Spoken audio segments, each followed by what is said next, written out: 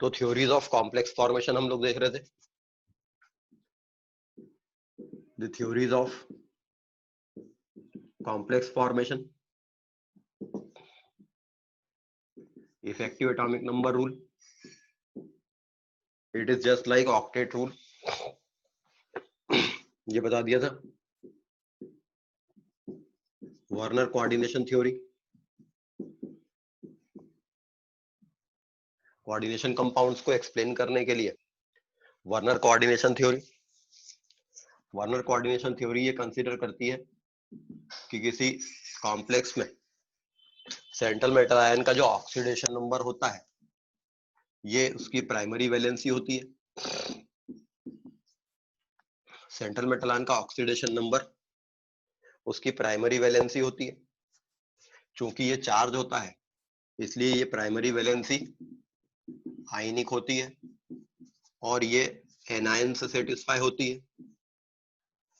But central metal ion का जो coordination number होता है ये उसकी सेकेंडरी वैलेंसी होती है, और चूंकि ये नॉन आयनिक टाइप की होती है, ये ऑर्बिटल ओवरलैपिंग के कारण कोवेलेंट बॉन्ड्स बना थ्रू, या ज्यादा स्पेसिफिक बोले तो ये कोऑर्डिनेट बॉन्ड्स बनाकर सेटिस्फाई होती सेकेंडरी वैलेंसी। तो these valencies are non ionizable. किसी पोलर सॉल्वेंट में ये वैलेंसी आयनाइज हो जाएंगी, मगर नॉन पोलर किसी पोलर सॉल्वेंट में ये वैलेंसीज पोलराइज आय नहीं होंगी। ये लिगेंड्स के थ्रू सेटिस्फाई होती है बाय फॉर्मिंग कोऑर्डिनेट बॉन्ड्स।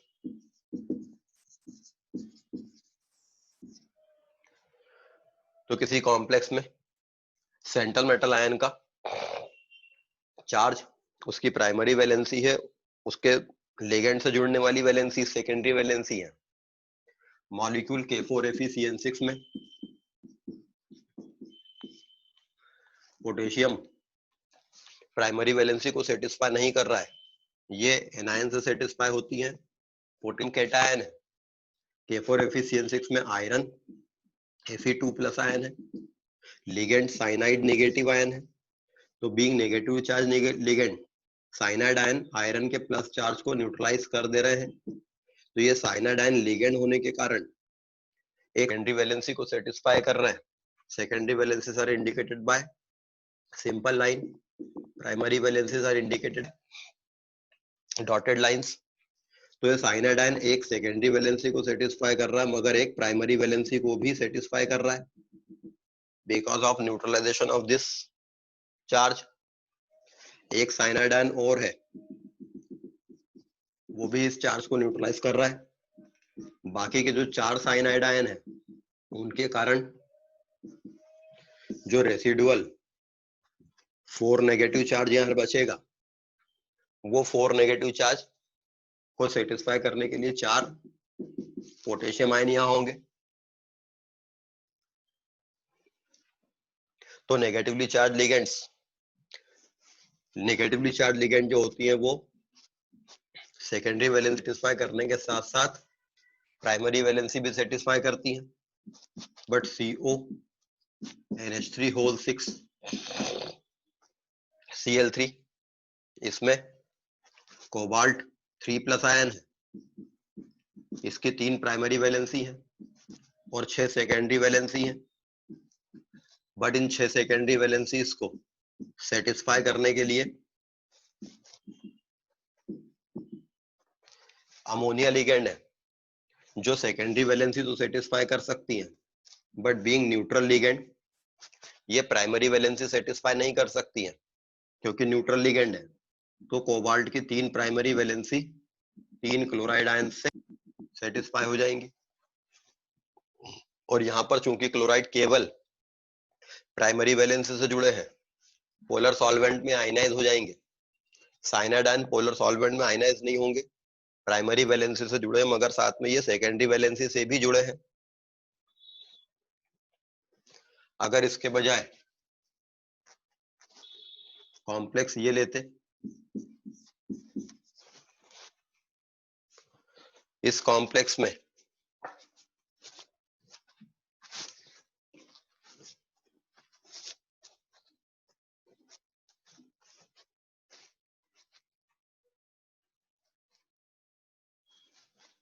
पांच सेकेंडरी वैलेंसी अमोनिया से सेटिस्फाई हो रही है, एक सेकेंडरी वैलेंसी क्लोराडान से सेटिस्फाई हो रही है, और ये क्लोराडान सेकेंडरी वैलेंसी सेटिस्फाई करने के साथ साथ प्राइमरी वैलेंसी भी सेटिस्फाई कर दे रहा है।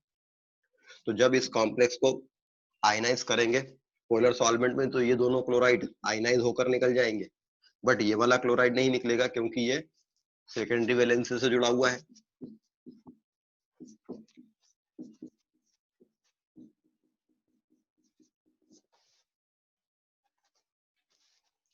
तो ये वर्नर कोऑर्डिनेशन थ्योरी है। प्राइमरी वैलेंसीज आयनाइजेबल होती हैं, चार्ज के कारण आती हैं ये, तो ये नॉन डायरेक्शनल होती हैं। सेकेंडरी वैलेंसीज डायरेक्शनल होती हैं, तो किसी कॉम्प्लेक्स कंपाउंड का स्ट्रक्चर उसकी सेकेंड वैलेंसीज से डिसाइड होता है। मगर Werner coordination theory simple hypothesis है, इसका कोई इलेक्ट्रॉनिक बैकग्राउंड नहीं है और इसका कोई और प्रैक्टिकल यूज नहीं है कि हम इससे कॉम्प्लेक्स की स्टेबिलिटी या उसके स्ट्रक्चर या उसकी प्रॉपर्टीज को जस्टिफाई कर सके। तो वर्नर कोऑर्डिनेशन थ्योरी से बेहतर थ्योरी है valence bond theory. Valence bond theory can explain complex compounds. जो कोवेलेंट बॉन्ड की वैलेंस बॉन्ड थ्योरी है वही कॉम्प्लेक्स कंपाउंड्स की वैलेंस बॉन्ड थ्योरी भी है, मगर यहाँ कोवेलेंट बॉन्ड के बजाय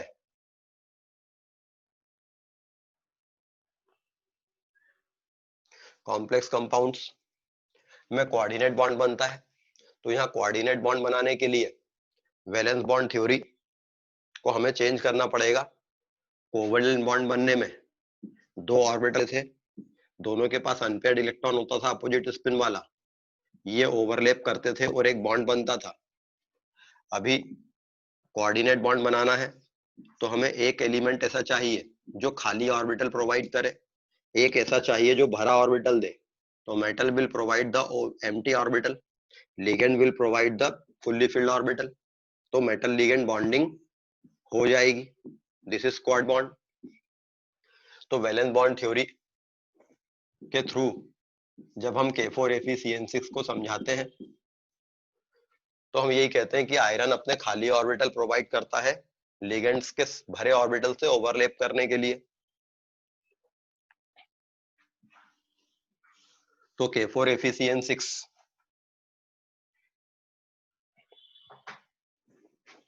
Fe2+ आयन का electronic configuration 3s2 3p6 and 3d0 3d6 होता है। 4s0 4p0 4d0।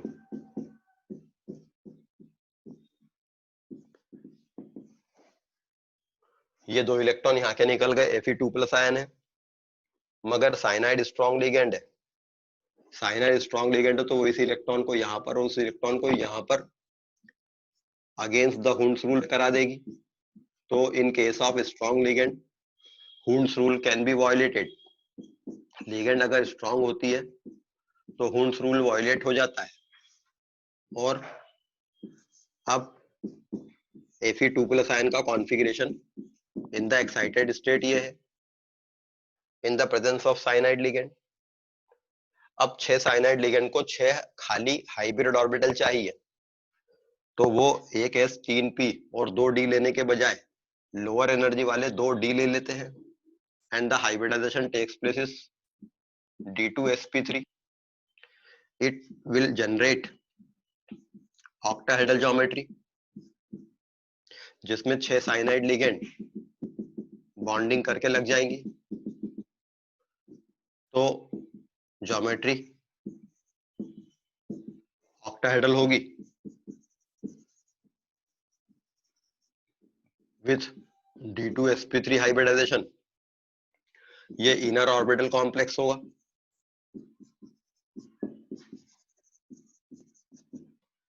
इसको इनर ऑर्बिटल कॉम्प्लेक्स कहेंगे बिकॉज आउटर शेल के ऑर्बिटल s और p के साथ साथ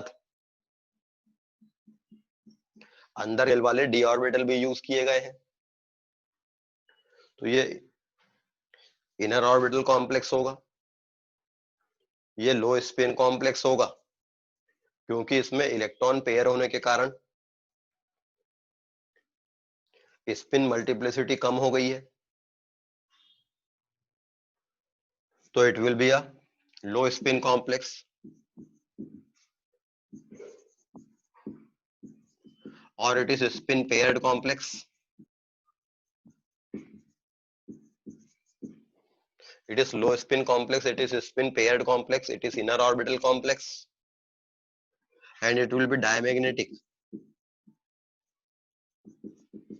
4 अनपेयर्ड इलेक्ट्रॉन थे मगर वो सब पेयर हो गए, कोई अनपेयर्ड इलेक्ट्रॉन बचा नहीं है। तो according to valence bond theory this is K4Fe6। Iron पे 2 पॉजिटिव है, 6 साइनाइड पे नेगेटिव है।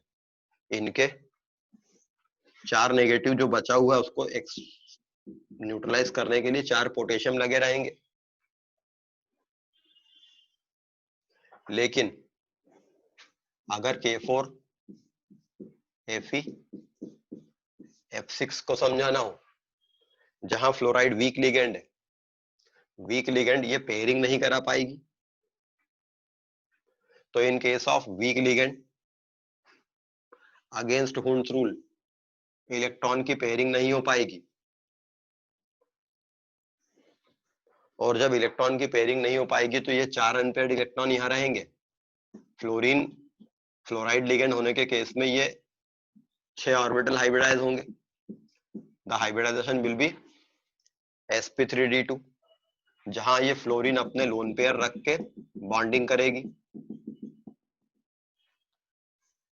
तो again it will be an octahedral complex जिसमें Fe2+ आयन के पास 6 फ्लोराइड लगेंगे,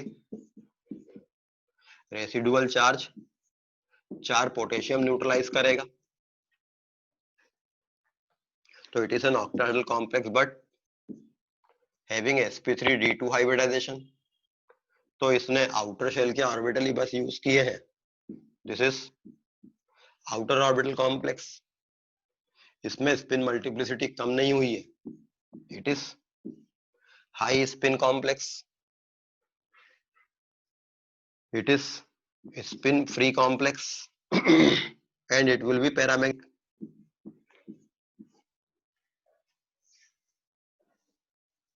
चार अनपेयर्ड इलेक्ट्रॉन चूंकि इसके पास स्टिल अभी भी है, इट विल बी पैरामैग्नेटिक। तो valence bond theory electronic level पर बॉन्डिंग को एक्सप्लेन करती है और magnetic property of the complex explain कर देती है। इसी तरह से 4 कोऑर्डिनेशन वाले कॉम्प्लेक्स NiCN4 और NiCl4 एक्सप्लेन किए जा सकते हैं।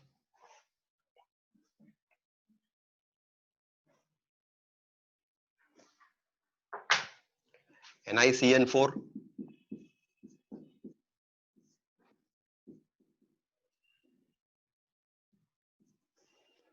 NiCN4 में निकिल 2+ आयन है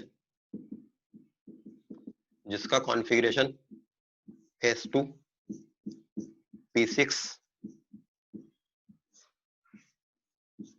D8 होगा।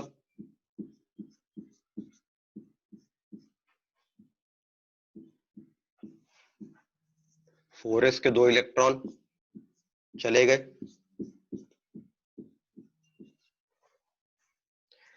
साइनाइड स्ट्रॉन्ग लिगेंड है, वो इस इलेक्ट्रॉन को यहां पेयर कर देगी। देन s 4 ऑर्बिटल चाहिए, it will undergo sp2 hybridization. चूंकि इनर ऑर्बिटल यूज हुआ है, dsp2 हाइब्रिडाइजेशन जब होता है तो 4 कोऑर्डिनेशन के बावजूद भी स्क्वायर प्लेनर कॉम्प्लेक्स जनरेट होता है बजाय टेट्राहेड्रल के।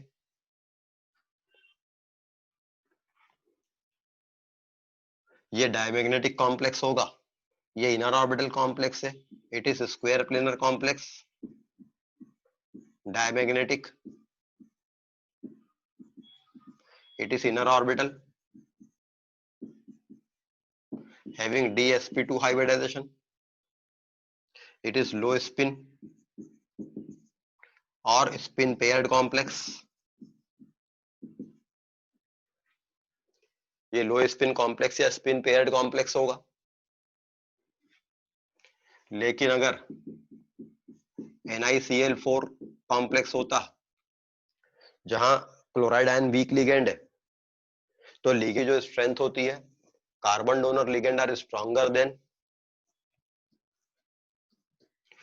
Nitrogen donor ligand are stronger than oxygen donor ligand are stronger than halide donor ligand.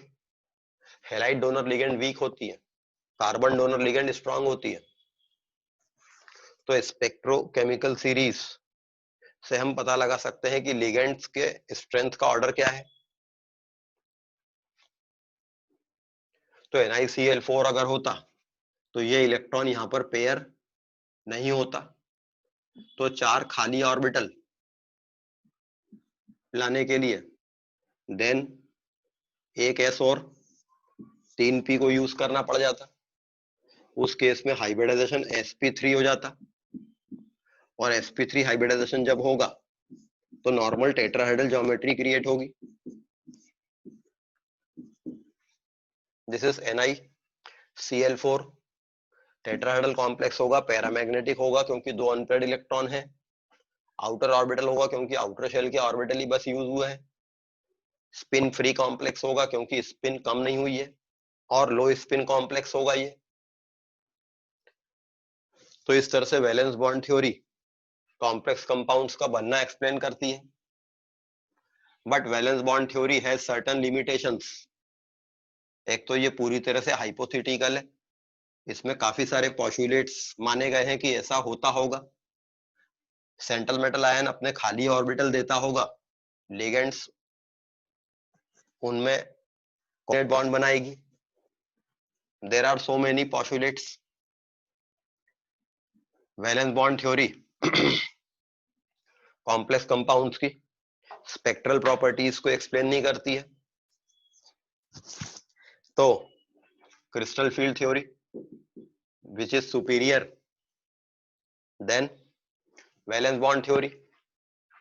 However, valence bond theory जहां सेंट्रल मेटल और लिगेंड के बीच कोवलेंट इंटरेक्शन मानती है, crystal field theory central metal ion और ligands के बीच में आयनिक interaction मानती है। जब किसी सेंट्रल मेटल आयन के पास लिगेंड्स अप्रोच करती है, तो ये लिगेंड्स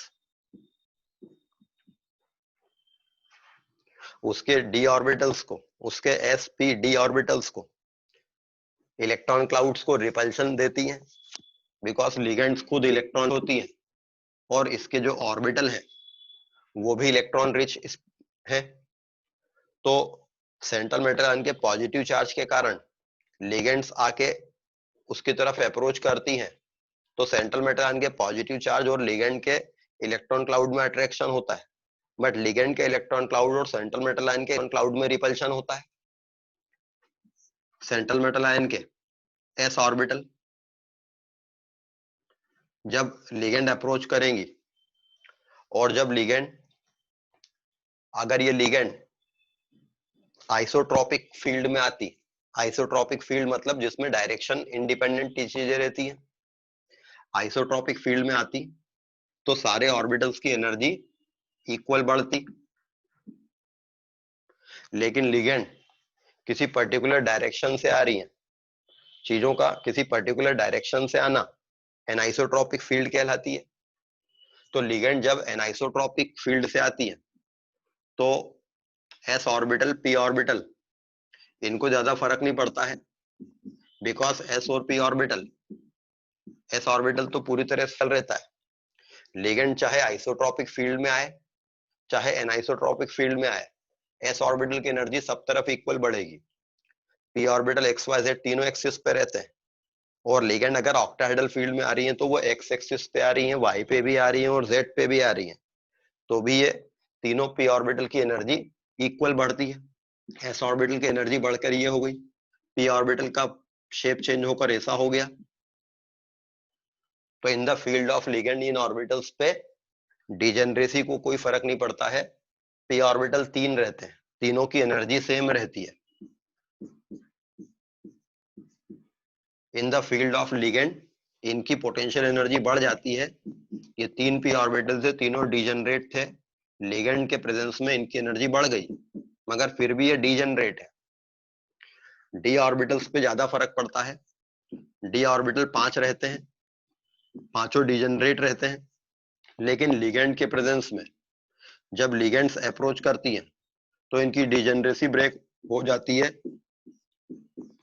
और ये अलग अलग एनर्जी वाले हो जाते हैं। तो this difference of the energy this 5 orbitals, पहले ये पांचों एक जैसी एनर्जी वाले थे, अब इनकी एनर्जीज बदल गई। ये जो डिफरेंस ऑफ एनर्जी क्रिएट होता है that is crystal field splitting. तो d ऑर्बिटल्स में डिजेनरेसी ब्रेक हो जाती है because of approach of ligand from that anisotropic field. Ligand अगर ऑक्टाहेड्रल फील्ड में आ रही है, मतलब वो एक्स वाई जेड 3 एक्सिस पे आ रही है। लिगेंड्स अगर ऑक्टाहेड्रल फील्ड में आती है, मतलब एक्स एक्सिस पे लिगेंड आ रही है, वाई एक्सिस पे लिगेंड आ रही है, जेड एक्सिस पे लिगेंड आ रही है। एक्स वाई जेड तीनों एक्सिस पे 6 लिगेंड आती हैं, तो ये ऑक्टाहेड्रल फील्ड है लिगेंड। और ये फील्ड जो है ये along the axis ligands approach कर रही है। तो वो ऑर्बिटल जो अलोंग द एक्सिस रहते हैं वो लिगेंड के डायरेक्ट रास्ते में आते हैं, लेकिन जो इन बिटवीन द एक्सिस रहते हैं वो लिगेंड्स के डायरेक्ट रास्ते में नहीं आते। ये एक्स एक्सिस है और ये वाई एक्सिस, ये D X square minus Y square orbital है। लिगेंड्स एक्स और वाई एक्सिस से अप्रोच कर रही है, तो ये ऑर्बिटल डायरेक्ट रास्ते में आ रहा है, इसको रिपल्शन ज्यादा मिलेगा। लेकिन उसी समय पर ये जो ऑर्बिटल है इसकी तरफ लिगेंड आ नहीं रही है, बिकॉज लिगेंड यहां से आ रही है और ये ऑर्बिटल बीच में है। तो in the presence of ligand due to approach of ligands D orbitals की एनर्जी बदल जाती है और उनकी डिजेनरेसी ब्रेक हो जाती है।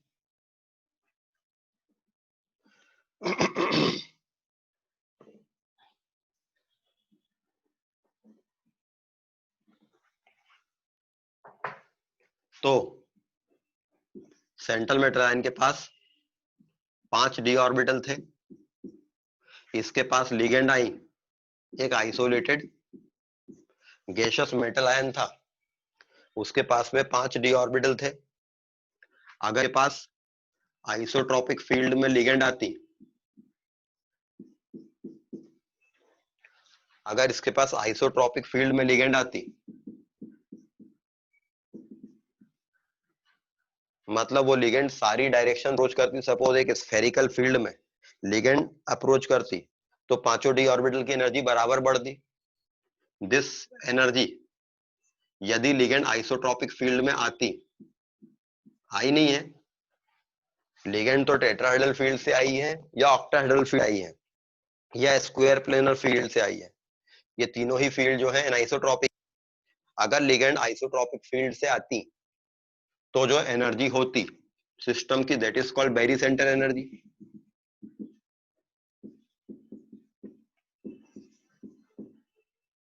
लेकिन लिगेंड एनाइसोट्रॉपिक फील्ड में आई है तो कुछ ऑर्बिटल्स की एनर्जी ज्यादा बढ़ती और कुछ की एनर्जी कम बढ़ती, रिलेटिवली इससे तो बढ़ी जाती।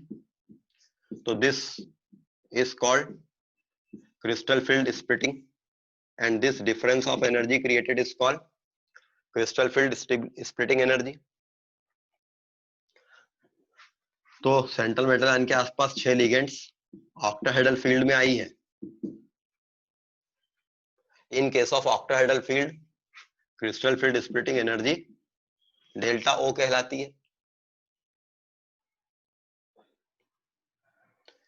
बैरी सेंटर एनर्जी इन सभी की एनर्जीज का वेटेड मीन होता है, तो 0 पे रहता है, इसको हम 0 पे रखते हैं बैरी सेंटर एनर्जी को। और अगर ये 0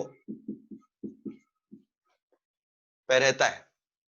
तो ये जो ऊपर वाले ऑर्बिटल है ये क्वांटिटी में 2 है, जबकि नीचे वाले ऑर्बिटल क्वांटिटी में 3 है।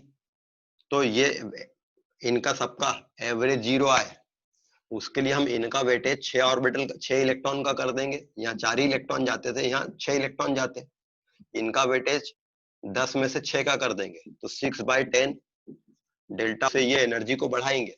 हर इलेक्ट्रॉन 6/10 डेल्टा ओ एनर्जी बढ़ा देगा, और ये 4/10 वैल्यू ऑफ डेल्टा ओ से एनर्जी को कम कर देगा। सो दैट अगर ये सिस्टम पूरा भरा हुआ होता, मतलब यहाँ 4 इलेक्ट्रॉन होते और यहाँ 6 इलेक्ट्रॉन होते, और हम उन सबकी एनर्जी को सम करते तो आंसर 0 आता, वेटेड मीन 0 आ जाता। तो जहां इलेक्ट्रॉन कम जा रहे हैं वहां वेटेज बढ़ा दिया है, जहां इलेक्ट्रॉन ज्यादा जाते वहां वेटेज कम कर दिया है। ये डेल्टा ओ को कैलकुलेट किया जा सकता है। अगर इस सिस्टम में कुछ इलेक्ट्रॉन होते और वो इलेक्ट्रॉन यहां होते, तो जब इस सब्सटेंस को लाइट के प्रेजेंस में रखा जाता तो डेल्टा ओ एनर्जी लेकर ये यहां प्रमोट हो जाता। This is called d d transition. तो in this d d transition delta O के बराबर एनर्जी लगती and that will be obtained by the absorption spectrum. तो ये सब्सटेंस अपना एब्जॉर्प्शन स्पेक्ट्रम शो करने में जिस वेवलेंथ को एब्जॉर्ब करता वो वेवलेंथ की एनर्जी के करस्पॉन्डिंग डेल्टा ओ की वैल्यू आएगी। इन case of crystal field splitting in octahedral field,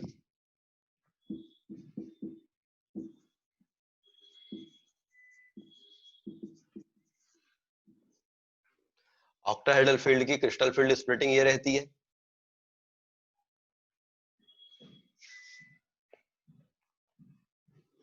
अब delta is greater than P है या delta is less than P है, ये दो कंडीशन क्रिएट होती है। ऐसी लिगेंड्स जो ज्यादा वैल्यू ऑफ डेल्टा क्रिएट करती है वो इस गैप को बढ़ा के रखती है।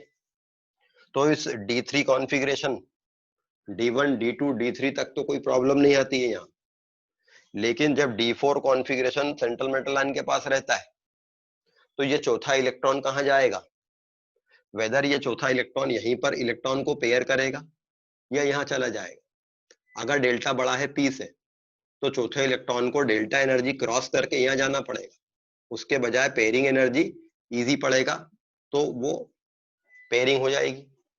तो if delta is greater than P, electrons will get paired instead of going above the Berry center। लेकिन अगर डेल्टा लेस देन P है तो इलेक्ट्रॉन को बजाय यहाँ पेयर होने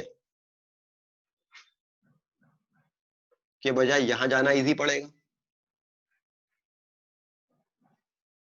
तो K4Fe में आयरन के पास 6 इलेक्ट्रॉन होते हैं, साइनाइड स्ट्रॉन्ग लिगेंड होती है, तो इन केस ऑफ दैट ये कंडीशन आ जाती है Fe2+ आयन के पास in the presence of cyanide ligand, तो वह डायमैग्नेटिक कॉम्प्लेक्स हो जाता है। लेकिन अगर क्लोराइड लिगेंड होती या फ्लोराइड लिगेंड होती तो Fe2+ आयन के पास 6 इलेक्ट्रॉन होते और कंडीशन ये रहती डेल्टा लेस देन P, क्योंकि क्लोराइड वीक लिगेंड है, उसने ज्यादा बड़ा डेल्टा क्रिएट किया नहीं है। तो 1 2 3 4 5 6 4 अनपेयर्ड इलेक्ट्रॉन उसके पास स्टिल रहते।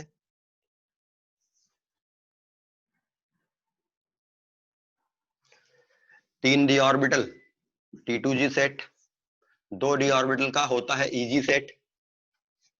T2G सेट की एनर्जी बैरी सेंटर से नीचे रहती है। In case of octahedral field ligands approaches along the axis, ligand जो रहती है अलोंग द एक्सिस अप्रोच करती है।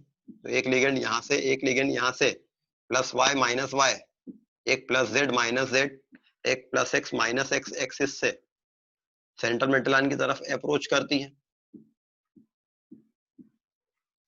तो वो डी ऑर्बिटल जो एक्सिस बीच में लाई करते हैं उनको ज्यादा रिपल्शन नहीं मिलता है, जैसे DXY DXZ D Y Z,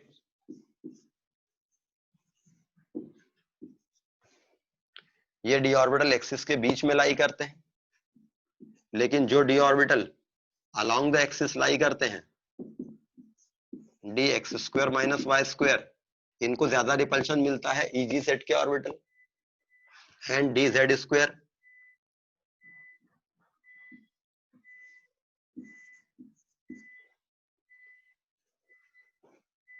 ये orbital along the axis lie करते हैं।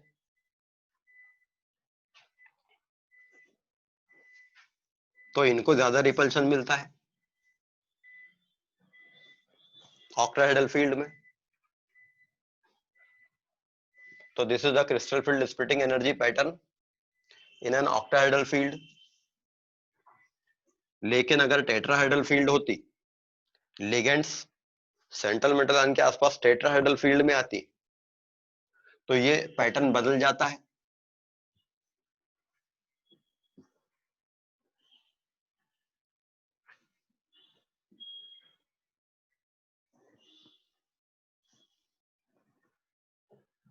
In the tetrahedral field, the direction of approach of ligands, ये सेंट्रल मेटल आयन है, उसके ये 3 एक्सिस हैं। अगर ऑक्टाहेड्रल फील्ड को देखें तो लिगेंड्स जो हैं वो इस क्यूब के फेस सेंटर से अप्रोच करेंगी, और इस क्यूब के फेस सेंटर मतलब एक्स वाई जेड 3 एक्सिस, ये ऑक्टाहेड्रल फील्ड है। लेकिन एक टेट्राहेड्रल फील्ड,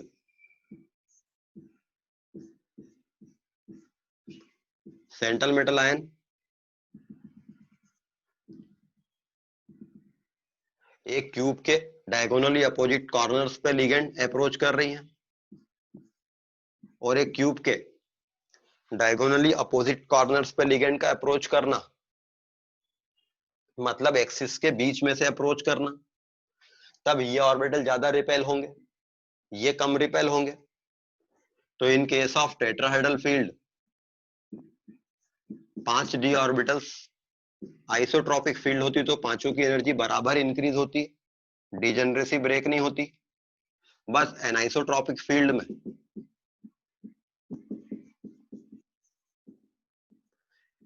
जी सेट की एनर्जी कम होगी, T2G सेट की एनर्जी बढ़ चुकी होगी। ये एनर्जी गैप जो क्रिएट होगा ये डेल्टा टी कहलाएगा।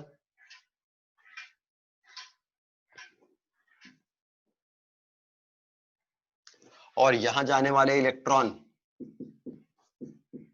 एनर्जी को बढ़ाएंगे 4/10 वेटेज के साथ, यहां वाले इलेक्ट्रॉन एनर्जी को घटाएंगे 6/10 वेटेज के साथ।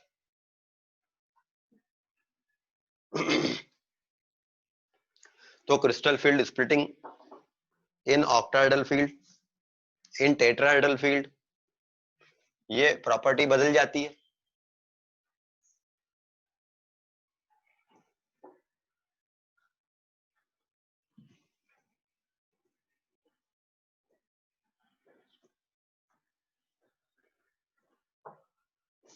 If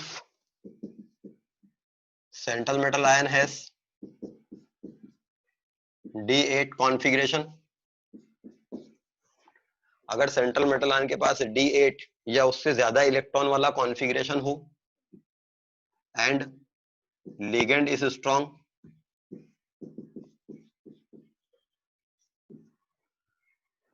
and it comes in octahedral field, अगर सेंट्रल मेटल आयन का D8 कॉन्फ़िगरेशन है या उससे ज्यादा इलेक्ट्रॉन्स हैं, लिगेंड स्ट्रॉन्ग है और ऑक्टाहेड्रल फील्ड में आ रही है, तो सेंट्रल मेटल आयन के पास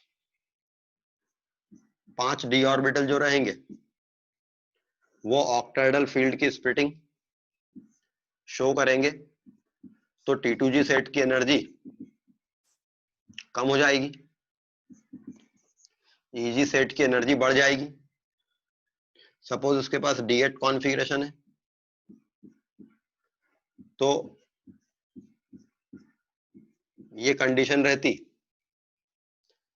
बट चूंकि लिगेंड स्ट्रांग है, जो ऑक्टाहेड्रल ज्योमेट्री हम देखते हैं उसमें हम देखते हैं कि जेड एक्सिस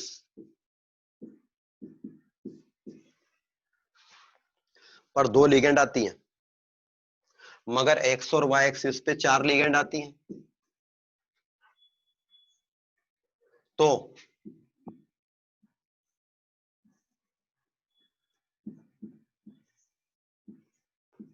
ये ऑर्बिटल डी जेड स्क्वायर ये केवल 2 लिगेंड से रिपेल होता है, जबकि ये orbital D X square minus Y square ये 4 लिगेंड से रिपेल होता है। तो इसको रिपल्शन ज्यादा मिलता है, तो इसका इलेक्ट्रॉन जाकर डी जेड स्क्वायर में चला जाता है जब लिगेंड स्ट्रांग होती है, और इसके कारण D X square minus Y square खाली रहता है, डी जेड स्क्वायर में इलेक्ट्रॉन आ जाते हैं और ये इलेक्ट्रॉन लिगेंड को रिपेल करके दूर कर देते हैं, सो दैट जेड एक्सिस के अलोंग 2 लिगेंड नहीं आ पाती and this geometry becomes a square planar geometry instead of octahedral. मतलब इसमें यहाँ फर्दर स्प्लिटिंग हो जाती है, डी जेड स्क्वायर ऑर्बिटल के अलोंग कोई लिगेंड नहीं आ रही है तो इसकी एनर्जी कम हो जाएगी, D X square minus Y square पे लिगेंड आ रही है, इनकी एनर्जी बढ़ जाएगी। यहाँ जो 3 ऑर्बिटल है इनमें से D X Z D Y Z जिनमें जेड एक्सिस प्रेजेंट है उन पे लिगेंड आ नहीं रही है, तो उनकी एनर्जी थोड़ी कम हो जाएगी क्योंकि जेड एक्सिस से लिगेंड नहीं आ रही है, एक्स और वाई एक्सिस से लिगेंड आ रही है, तो डी एक्स वाई यहां रहेगा। This complete splitting is delta square planar. तो delta square planar is greater than delta octahedral is greater than delta tetrahedral. Same central ion same ligand अगर तीनों फील्ड में आती तो स्क्वायर प्लेनर में splitting ज्यादा होती है। Delta square planar is about 1.76 times of delta octahedral and delta octahedral is about 9/4 times of delta tetrahedral.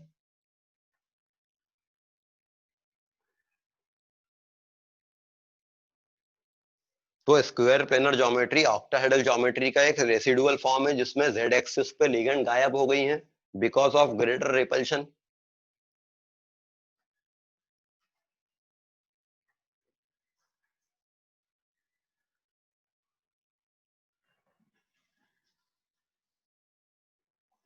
Crystal field theory से कॉम्प्लेक्सेस की स्टेबिलिटी को एक्सप्लेन करने के लिए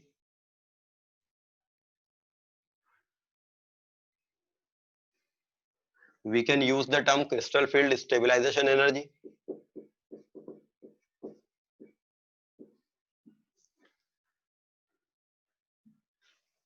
Crystal field stabilization energy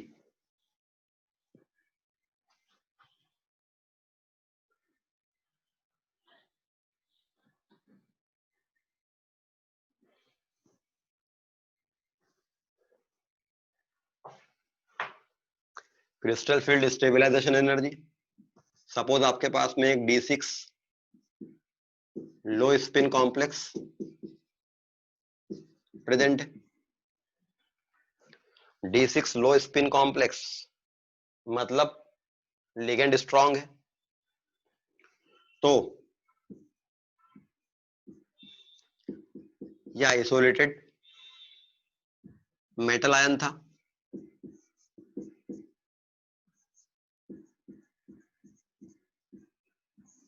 isotropic field में हुंड्स रूल के according ये होता है। एनाइसोट्रॉपिक फील्ड में ऑक्टाहेड्रल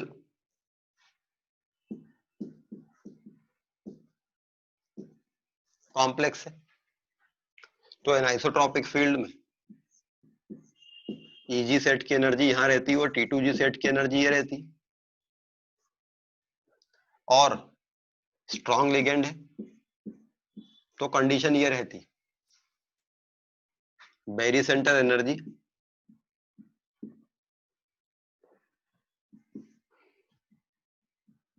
ये प्लस 4/10 डेल्टा हो, प्लस 6/10 डेल्टा हो, और ये प्लस 4/10 डेल्टा हो, कंडीशन पे रहता। तो crystal field stabilization energy calculate करने के लिए हम करेंगे क्या, energy of isotropic field minus energy of an isotropic field.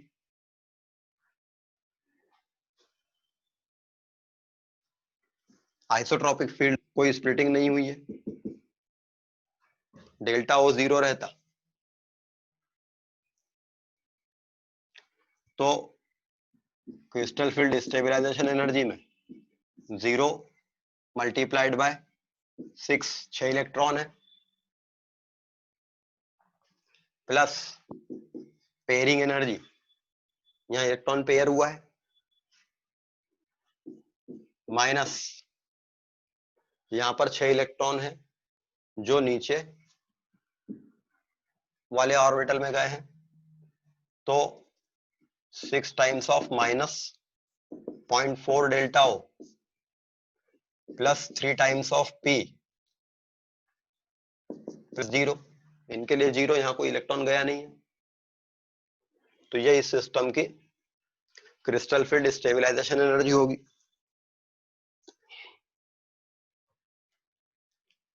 लेकिन अगर ये हाई स्पिन कॉम्प्लेक्स होता, लिगेंड वीक होती, तो यहाँ कोई फर्क नहीं पड़ता क्योंकि D6 कॉन्फ़िगरेशन है, यहाँ कोई फर्क नहीं पड़ता क्योंकि D6 कॉन्फ़िगरेशन है, मगर इस पे फर्क पड़ जाता ये, तो उसका ये एनर्जी पे कोई फर्क नहीं पड़ता। बट अब की बार क्या होता, 4 times of minus 0.4 delta O plus 1 pairing energy, यहाँ पेयरिंग होती, plus 2 times of 0.6 delta O plus 0, pairing energy नहीं रहती ऊपर, तो उसकी क्रिस्टल फील्ड स्टेबलाइजेशन एनर्जी होगी। तो बैरी सेंटर पे डेल्टा ओ 0 रहता है, तो यहाँ पर सिर्फ पेयरिंग एनर्जी ऐड होगी, यहाँ पर जितने इलेक्ट्रॉन गए हैं multiplied by this plus pairing energy, यहाँ जितने इलेक्ट्रॉन गए हैं मल्टीप्लाइड बाय दिस टर्म, तो क्रिस्टल फील्ड स्टेबलाइजेशन एनर्जी जितनी ज्यादा नेगेटिव आएगी उतनी ज्यादा स्टेबिलिटी आएगी। तो by using this crystal field stabilization energy we can compare the stability of complexes.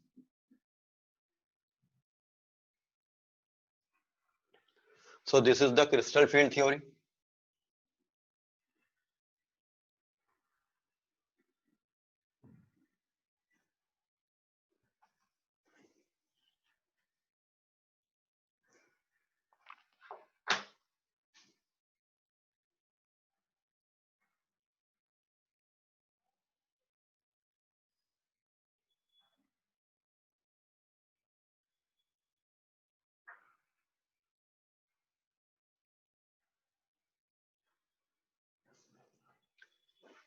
Next isomerism in complex compounds, या उसके पहले मेटल कार्बोनिल्स। मेटल कार्बोनिल्स के जो क्वेश्चन आते हैं, carbon monoxide is the strongest ligand, ये सेंट्रल मेटल आयन को ligand की तरह यूज करके बॉन्डिंग करती है। कार्बन मोनोऑक्साइड सिनर्जिक बॉन्डिंग करती है,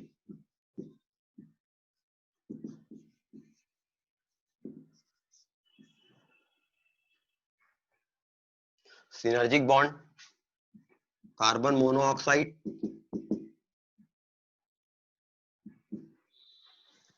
का एक कैनोनिकल स्ट्रक्चर ये रहता है जिसमें कार्बन कार्बीन लाइक कैरेक्टर रखता है, डाइवेलेंट है, एक खाली ऑर्बिटल इसके पास है।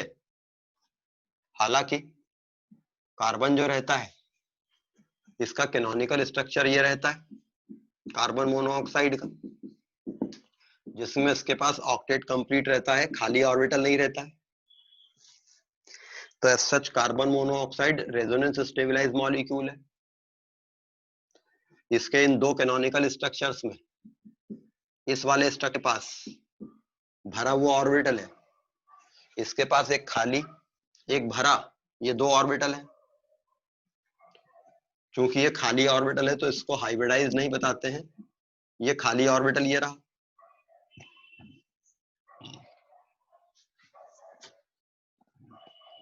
अपने इस वाले कैनोनिकल स्ट्रक्चर के कारण कार्बन मोनोऑक्साइड सिर्फ लिगेंड का काम कर सकती है, मगर अपने इस वाले स्ट्रक्चर न केवल ये लिगेंड का काम कर सकती है, इलेक्ट्रॉन डोनेट कर सकती है, मगर अपने इस खाली ऑर्बिटल में इलेक्ट्रॉन एक्सेप्ट भी कर सकती है। तो अगर किसी सेंट्रल मेटल आयन के खाली एम्प्टी ऑर्बिटल के साथ कार्बन मोनोऑक्साइड लिगेंड का काम करती है, तो वो इस सिग्मा बॉन्ड में इलेक्ट्रॉन देती है, हेंस वो सिग्मा डोनर लिगेंड है। लेकिन इस सेंट्रल मेटल आयन के पास अगर डी ऑर्बिटल में इलेक्ट्रॉन है और ये साइड वाइज ओवरलैप कर लेंगे तो वो इधर से इलेक्ट्रॉन एक्सेप्ट कर लेगी पाई बॉन्ड में, तो ये पाई एक्सेप्टर लिगेंड है। हेंस वो मेटल के साथ में डबल बॉन्ड से जुड़ेगी, जिसमें सिग्मा बॉन्ड में उसने इलेक्ट्रॉन दिए होंगे और पाई बॉन्ड में उसने इलेक्ट्रॉन लिए होंगे। This type of bond is synergic bond. और ये मेटल जितने ज्यादा इलेक्ट्रॉन कार्बन को देगा, कार्बन उतना इलेक्ट्रॉन रिच होगा, वो उतने ज्यादा इलेक्ट्रॉन सिग्मा बॉन्ड में मेटल को देगा। तो इस बॉन्ड का स्ट्रांग होना इसको स्ट्रांग करता है, या इसका स्ट्रांग होना इसको स्ट्रांग करता है। कार्बन जितना ज्यादा इलेक्ट्रॉन मेटल को देगी, मेटल के पास इलेक्ट्रॉन की क्वांटिटी बढ़ेगी, वो पाई बॉन्ड के इलेक्ट्रॉन ज्यादा इजीली दे पाएगा। तो एक बॉन्ड दूसरे बॉन्ड की स्ट्रेंथ को बढ़ाता है, this is called synergic bond. और ये बॉन्ड जितना ज्यादा स्ट्रांग बनेगा, ये डबल बॉन्ड कैरेक्टर पूरा आएगा इस बॉन्ड में। वैसे कार्बन मोनोऑक्साइड में डबल और ट्रिपल बॉन्ड कैरेक्टर होता है। ट्रिपल बॉन्ड कैरेक्टर के कारण ये बॉन्ड शॉर्टर रहता है, डबल बॉन्ड कैरेक्टर के कारण ये बॉन्ड लॉन्गर होता है, वीक होता है। तो सिनर्जिक बॉन्डिंग जितनी ज्यादा होगी, इस बॉन्ड की लेंथ उतनी बढ़ेगी, इसका बॉन्ड ऑर्डर उतना घटेगा। इसकी लेंथ बढ़ेगी, इसका बॉन्ड ऑर्डर घटेगा। तो कई बार क्वेश्चन इसके बॉन्ड ऑर्डर के आते हैं, तो हमें देखना चाहिए कि ये मेटल की कंडीशन क्या है। अगर इस मेटल पे ज्यादा पॉजिटिव चार्ज है तो ये ज्यादा इलेक्ट्रॉन नहीं देगा, तो ये ज्यादा इलेक्ट्रॉन इधर नहीं देगा। ये बॉन्ड वीक रहेगा तो ये स्ट्रांग रहेगा, छोटा हो जाएगा, इसका बॉन्ड ऑर्डर बढ़ जाएगा। ये मेटल पे कम चार्ज है तो ये आसानी से इलेक्ट्रॉन दे पाएगा, ये इधर आसानी से इलेक्ट्रॉन देगा, ये बॉन्ड स्ट्रॉन्गर होगा, ये वीकर हो जाएगा, इसका बॉन्ड ऑर्डर घट जाएगा। सेम इसी तरह से कंपेयर करने को आ सकते हैं दो metal same oxidation state but different electronegativity वाले। तो जिस मेटल की इलेक्ट्रोनेगेटिविटी कम रहेगी वो ज्यादा इलेक्ट्रॉन दे पाएगा, ये बॉन्ड स्ट्रॉन्ग करके इसको वीक कर देगा और इसका बॉन्ड ऑर्डर कम हो जाएगा। मतलब दो तरह के क्वेश्चन आएंगे, या तो इस मेटल के चार्ज अलग होंगे, कॉम्प्लेक्स कंपाउंड्स में चार्जेस अलग अलग होंगे, ऑक्सीडेशन नंबर अलग अलग होंगे दोनों मेटल के, या ऑक्सीडेशन नंबर सेम हुआ तो फिर इलेक्ट्रोनेगेटिविटी देखेंगे। With some metal carbon monoxide pure sigma donor ligand की तरह बस काम करती है, सिनर्जिक बॉन्डिंग वहां नहीं करती है।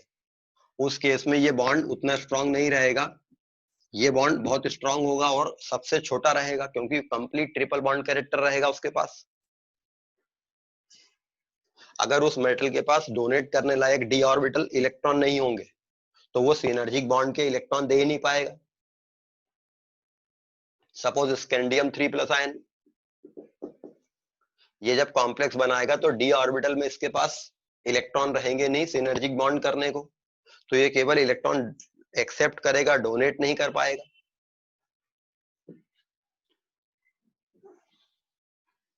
तो metal carbonyls,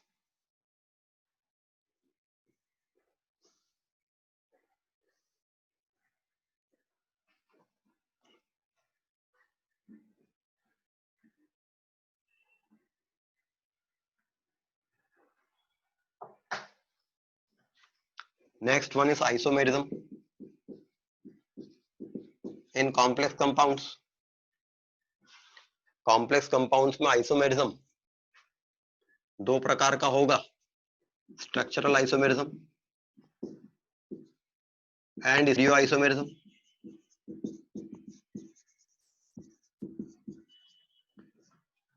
structural isomerism and stereo isomerism, जब कॉम्प्लेक्स कंपाउंड्स के मॉलिक्यूलर फार्मूला सेम रहते हैं मगर उनके स्ट्रक्चरल फार्मूला अलग होने के कारण प्रॉपर्टीज में डिफरेंस आता है, then it is called structural isomerism that can be of different types of isomerism: ionization isomerism, linkage isomerism, hydrate isomerism, coordination isomerism,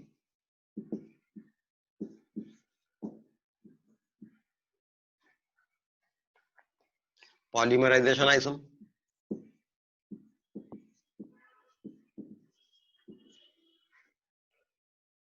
ये अलग अलग प्रकार के आइसोमेरिज्म कॉम्प्लेक्स कंपाउंड्स में पाए जाते हैं। जब कॉम्प्लेक्स कंपाउंड्स अलग अलग प्रकार के आयंस प्रोवाइड करते हैं, CO NH3 whole 4 Cl2 Br and CO NH3 whole 4 Cl Br Cl, इन दोनों का मॉलिक्यूलर फार्मूला सेम है बट पानी में डिसॉल्व करने पर ये ब्रोमाइड आयंस देगा, ये क्लोराइड आयंस देगा। AgNO3 के साथ में ये येलो प्रेसिपिटेट देगा, ये व्हाइट प्रेसिपिटेट देगा। तो इन दोनों के आयंस मीडियम में अलग अलग आएंगे। तो this is ionization isomers. Linkage isomerism arises because of M bident ligand K4Fe C6 and K4Fe NC6 linkage isomerism.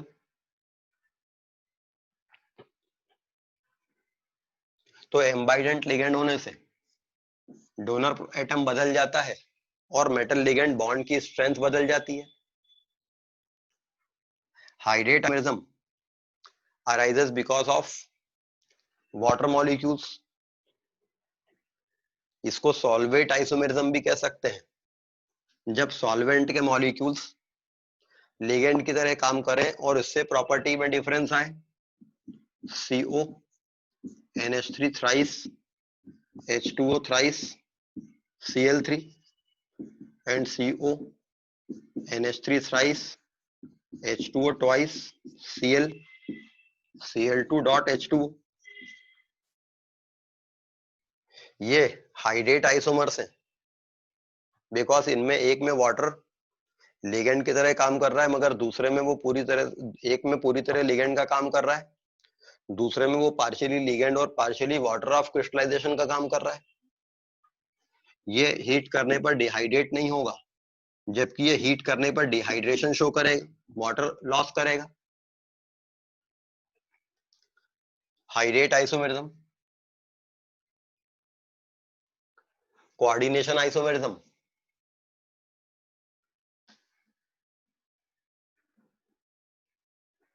when complexes have same molecular formula but different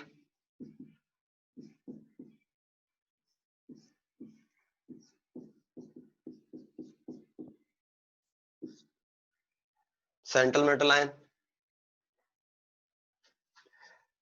यहां पर कोबाल्ट कैटायनिक कॉम्प्लेक्स में है, platinum anionic complex में है। Platinum cationic complex में चला जाए और कोबाल्ट एनायनिक कॉम्प्लेक्स में हो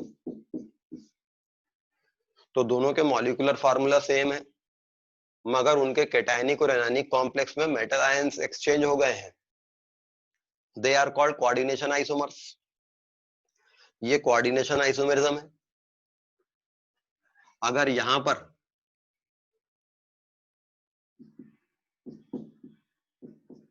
ये कॉम्प्लेक्स रखते हम तो ये complex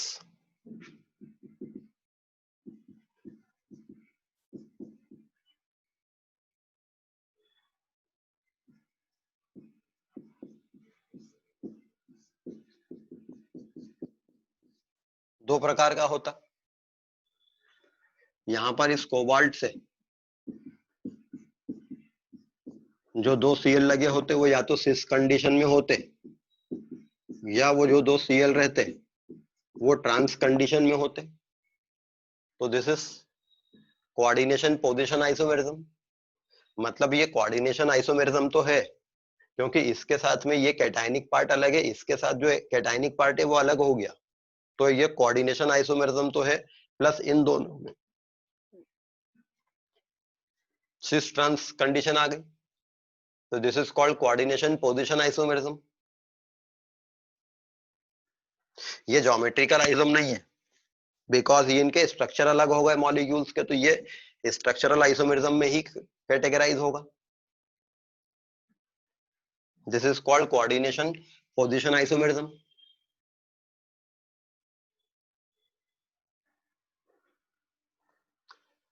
Polymerization isomerism, when two or more than two coordination compounds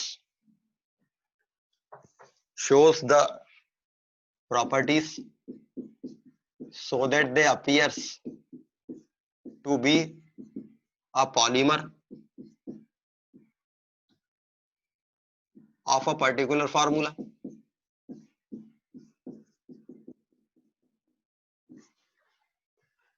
ये मोनोमर की तरह काम कर रहा है, इसका डायमर ये हो गया। ऐसे ही कोई मॉलिक्यूल होता है जो इसका ट्राइमर दिखता, तो ये पॉलीमराइजेशन आइसोमेरिज्म है। लेकिन पॉलीमराइजेशन आइसोमेरिज्म ना तो एक्चुअल में पॉलीमराइजेशन है बिकॉज उससे ये नहीं बनता है रिपीटेडली जुड़ने से, और ना ये आइसोमेरिज्म है बिकॉज मॉलिक्यूलर फॉर्मूला सेम नहीं है। तो ऐसे कॉम्प्लेक्स कंपाउंड्स जिनमें एक मॉलिक्यूल के पॉलीमर दूसरे सब दिखते हैं, that group of complexes are called polymerization isomers. लेकिन ये एक्चुअल में ना तो पॉलीमराइजेशन है ना आइसोमेरिज्म है। Stereo isomerism can be of two types, diastereo isomerism and enantiomerism. Complex compounds के मॉलिक्यूलर फार्मूला सेम रहते हैं, स्ट्रक्चरल फार्मूला भी सेम रहते हैं, मगर फिर भी उनकी प्रॉपर्टीज में डिफरेंस आता है।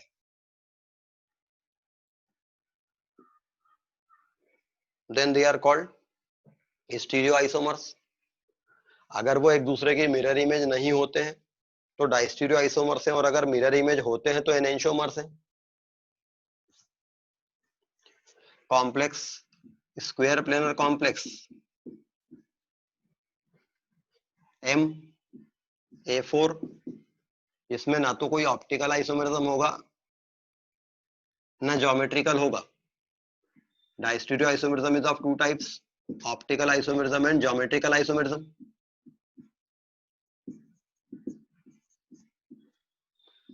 MA3B में भी कोई ऑप्टिकल या ज्योमेट्रिकल आइसोमेरिज्म नहीं होगा। MA2B2 में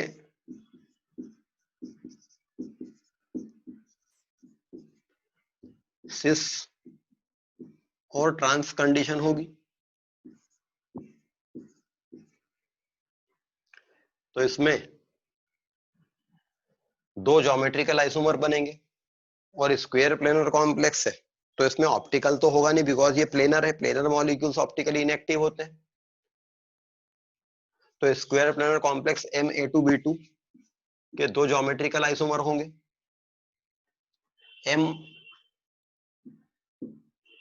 MA2BC के दो ज्योमेट्रिकल आइसोमर होंगे, MABCD के तीन ज्योमेट्रिकल आइसोमर होंगे। ये क्लास में पहले हमने देखा हुआ है, बना बना के इनको आप देख सकते हो।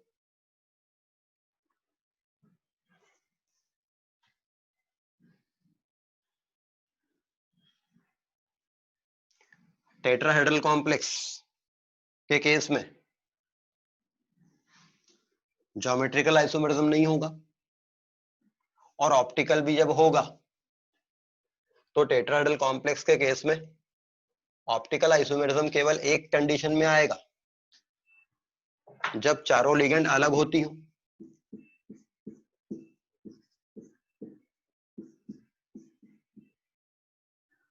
इसके अंदर एनेंशियोमेरिज्म क्रिएट हो जाएगा और डी और एल दो फॉर्म इसमें बनेंगे।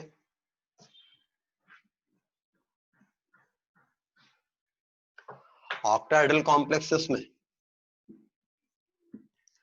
सिस ट्रांस तो बनते हैं, मगर MA3B3 कॉम्प्लेक्स जो रहता है ऑक्टाहेड्रल, वो दो प्रकार का हो सकता है।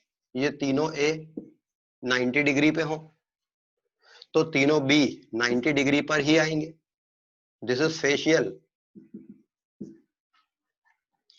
लेकिन MA3B3 में दो A 180 पे हो, एक को 90 पे जाना ही पड़ेगा, तो दो B 180 पे होंगे और एक भी 90 पे जाएगा। This is meridional.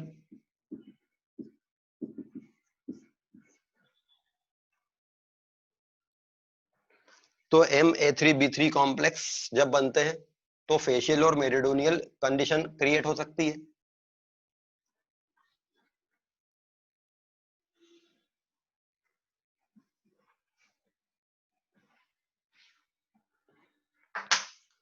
Complex CO EN whole twice Cl2 octahedral complex होगा। इथिलीन डायमीन बाइडेंटेट लिगेंड है। बाइडेंटेट लिगेंड जब जुड़ती है तो वो एक यहां पर और दूसरा पोर्शन यहां नहीं जुड़ सकता, कि हम ऐसा कंडीशन सोचें कि इथिलीन डायमीन लिगेंड का बॉन्डिंग ऐसी हो जाती है, बिकॉज ये पूरा 180 डिग्री लीनियर है, तो या तो ये लिगेंड बहुत ज्यादा लंबी होती है और फिर जाके दोनों डोनर एटम 180 पे आते, तो ये ऐसे नहीं लगेगी, ये हमेशा ऐसे लगेगी इस 90 डिग्री एंगल पे। तो इथिलीन डायमीन एक यहां लगाया, एक यहां लगाया, दो Cl को यहां लगाया, ये कंडीशन हो सकती है।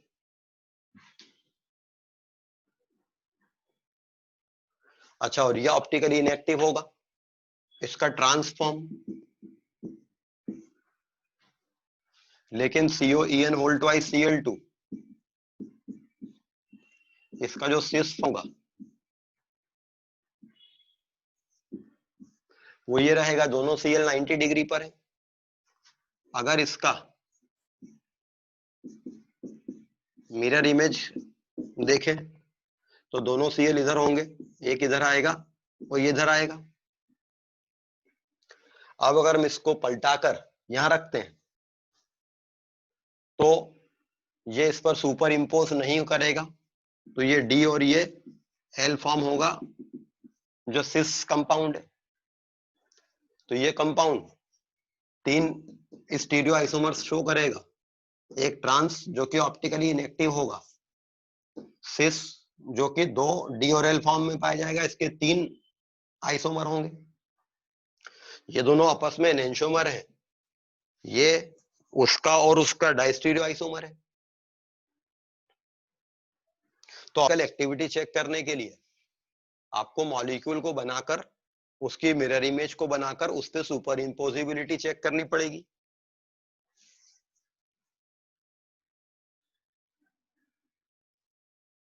ठीक है, तो ये कोऑर्डिनेशन कंपाउंड्स था।